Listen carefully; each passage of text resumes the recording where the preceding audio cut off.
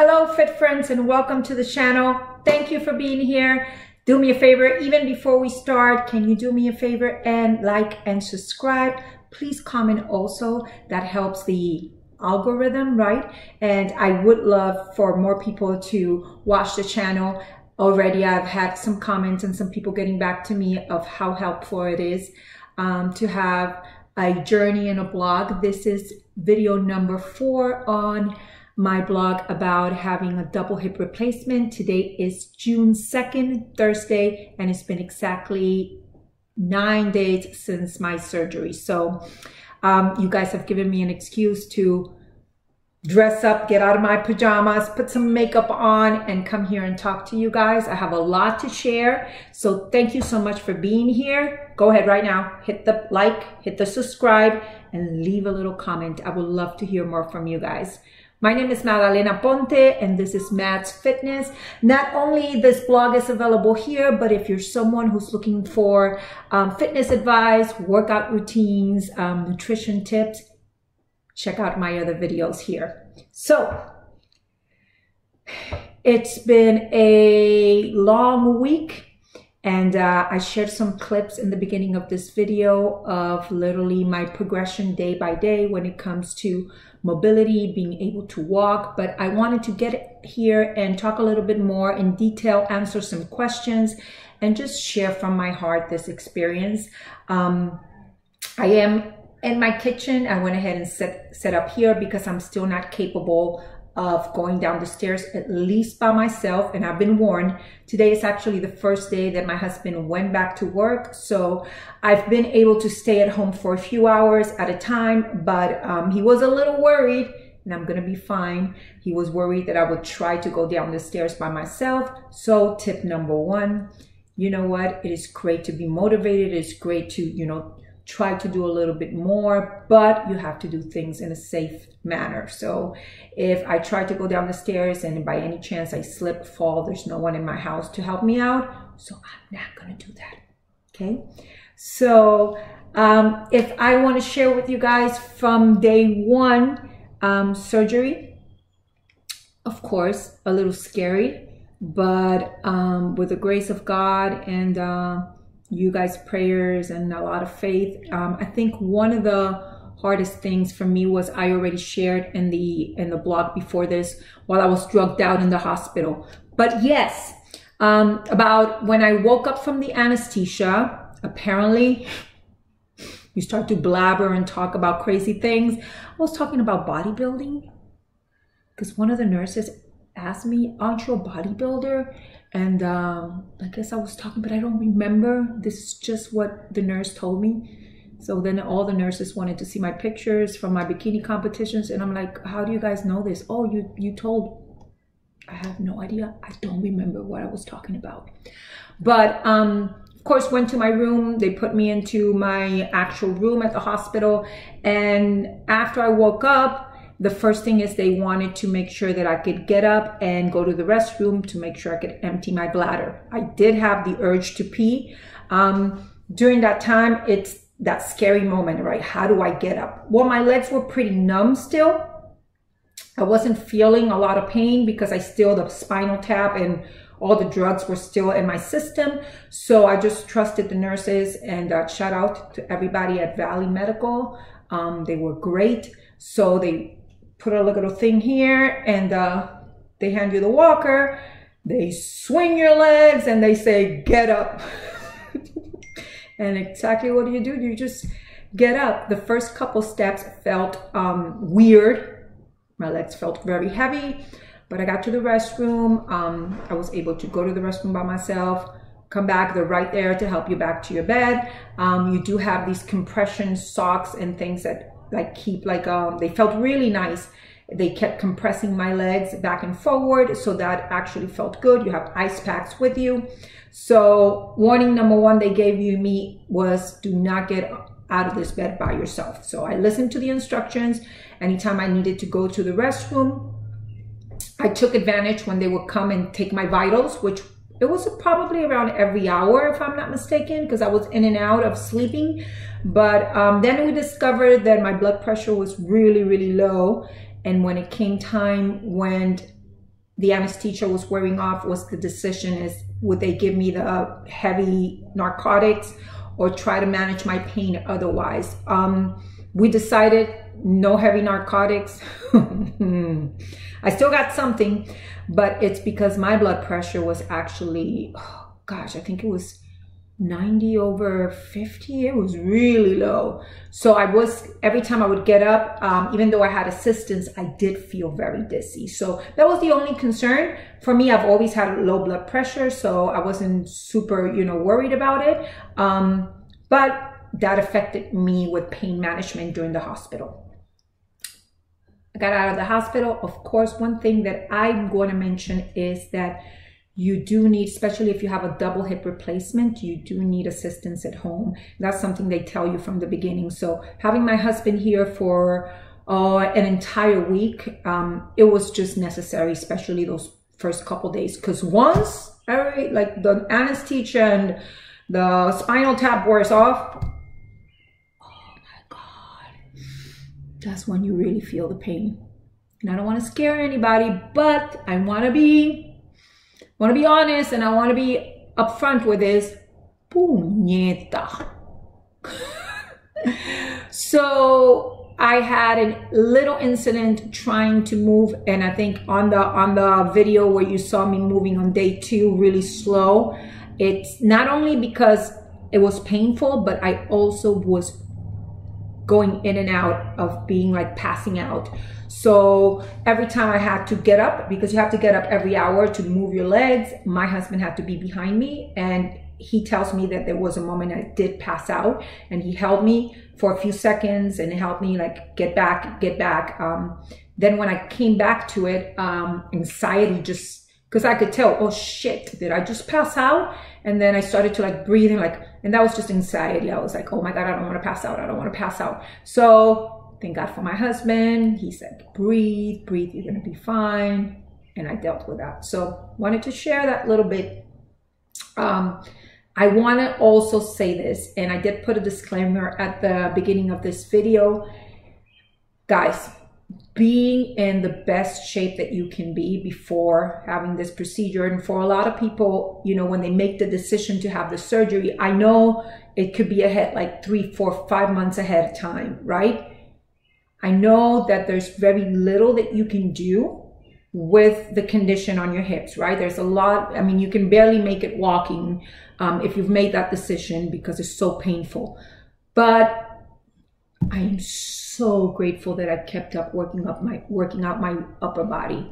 I am pretty strong. Some of you know me.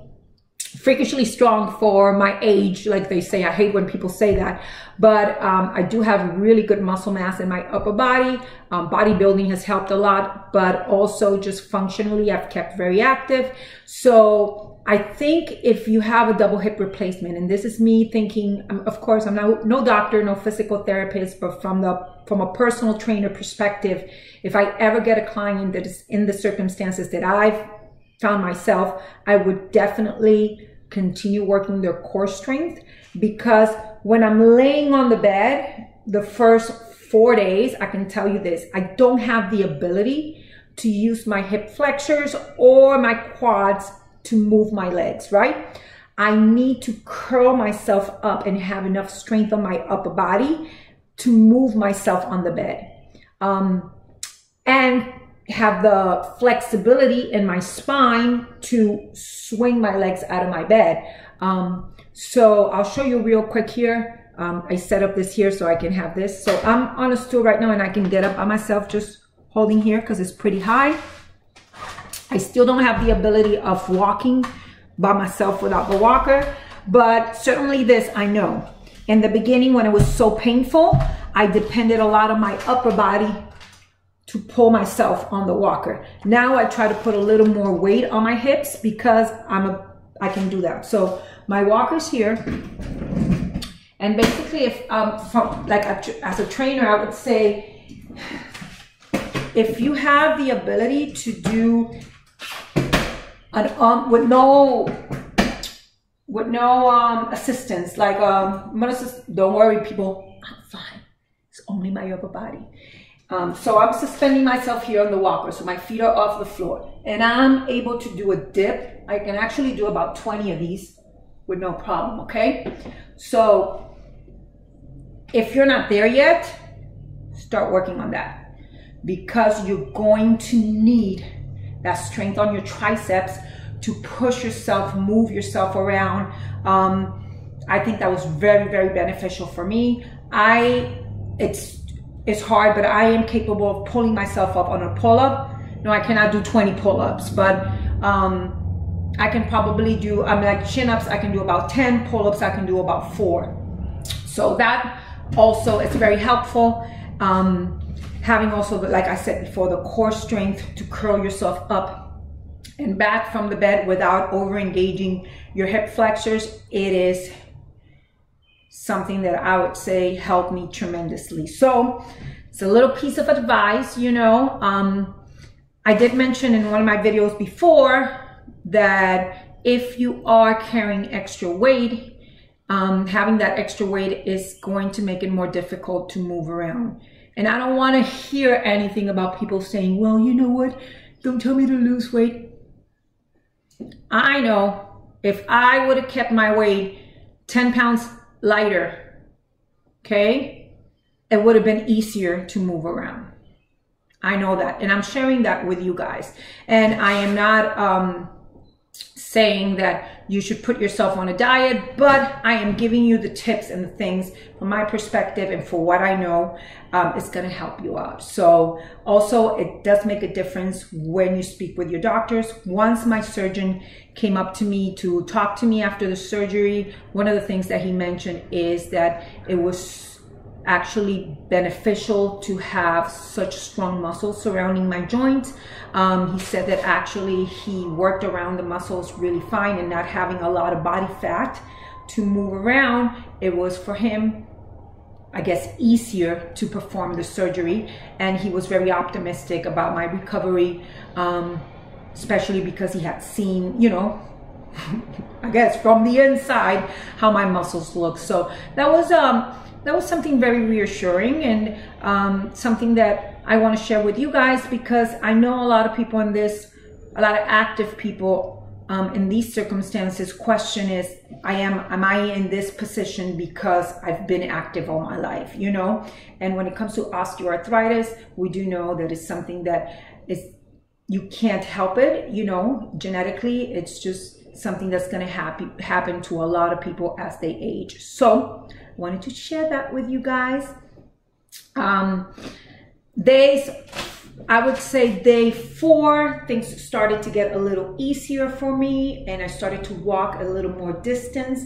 Having also my husband here to encourage me, like get up, walk. I also, by that time, I felt well enough to get on my computer, do some work, and that actually helped out, you know, like messaging my clients, doing their nutrition, going on Zoom calls with the gym. That kept my mind going. But also, every time that I exercise, and when I say exercise, was just doing what they told me to do, just walk.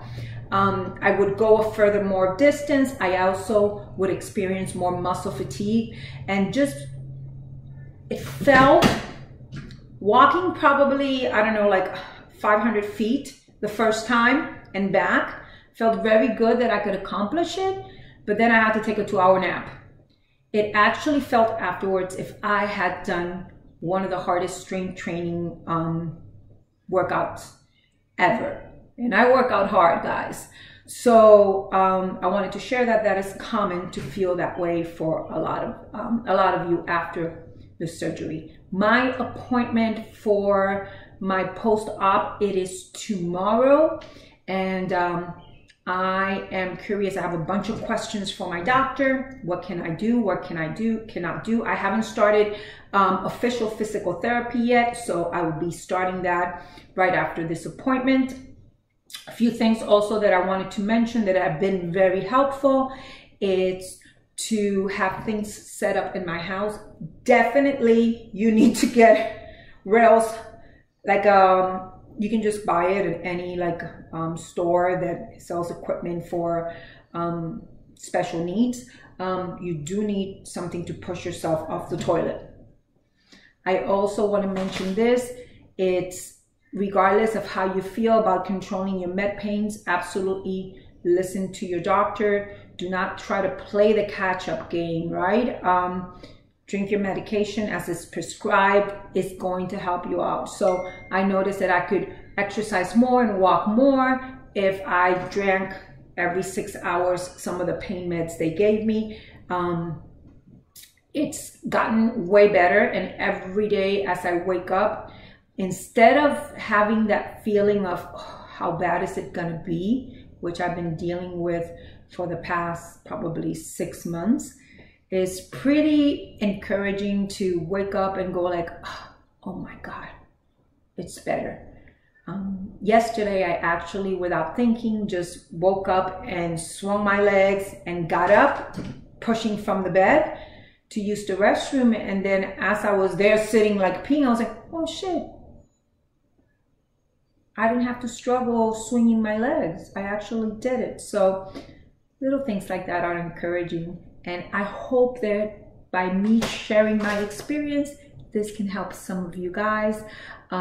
Thank you for those who have approached me and said that the videos are helping because you're scheduled to have hip replacements done in the future, in the near future. Please know that I'm here for you. I would love to hear from you guys. What do you want to see on the blog? I also want to mention that this is not only about my experience with having my hips replaced, but also from the perspective that every single one of us will have something that we're challenged in life. And it is okay to think, a lot of times is to question, is it going to get better? Because I question that every single day. All I can say is just do your best, get up, get moving. Not only work on the physical side, but also work on your mental health. Surround yourself with people that encourage you, positive thoughts. And it's helped me also to take this time as I'm home to read more, meditate more, pray more. And you know what? Contact the people that I love and have those conversations. So thank you so much for watching, guys. I know this was a longer video. I'm hoping that I can make it almost into 20 minutes so you can get a quick cardio while you're watching this. Please go ahead, subscribe, like, comment, ask me questions. And I can't wait to get back to you guys with the next video after I have my doctor's appointment, okay? Have an amazing day.